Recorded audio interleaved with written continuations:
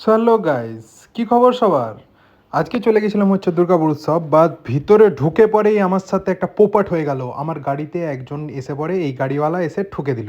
তো যাই হোক, সেগুলো ছেড়ে পড়ে এত ভিড় ঠেলে ঠুলে কোনো রকমে আমি ঢুকে গেলাম হচ্ছে দুর্গাপুর উৎসবের ভিতরে। আর আজকে ছিল হচ্ছে পালক মুচ্ছলের লাইভ।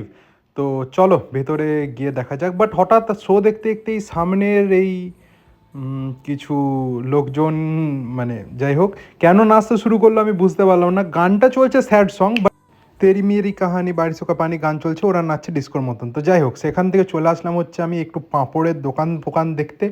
আর এখানে ভালোই মোটামুটি দোকান টোকান বসেছে, এখানে নাগরদোল্লাও বসেছে। তারপরে ভাবলাম কিছু কেনা যাক। তারপরে আসলাম, এই মাকে বললাম বন্দুকটা নেবো, মা বললো যে তোর ছেলে মেয়ে কিনবে, তুই না। তারপরে এই এই জাম্পিং জ্যাক্সে কাকুকে জিজ্ঞেস করলাম, কাকু আমার চাপা হবে? কাকু বললো তুমি এখন অনেক ছোট আছো, আর একটু বড় হও তারপরে চাপবে তুমি। আর এখন এই সব থেকে ভাইরাল জিনিস এটা, আমি যদি এটা পরতাম ভাল্লুক মনে হতো একটা, তাই কিনলাম না। সেখান থেকে আবার খেলনা দেখতে দেখতে দেখতে দেখতে বলগুলো টানছিল আমাকে, সেখান থেকে চলে আসলাম হচ্ছে এইটা দেখার জন্য, এই কানের ফানের, যদি আমার দেওয়ার কেউ নেই তাই কিনিনি। তারপরে চলে আসলাম পিঠের দোকানে। পিঠে কিনে পরে আমি ঘরের দিকে রওনা দিলাম, বাট ঝালমুড়িওয়ালা দেখে ভাবলাম কিনবো, কিন্তু কিনিনি। যাই হোক, সেখান থেকে এক কাপ চা খেয়ে আমি চলে আসলাম বাড়ি।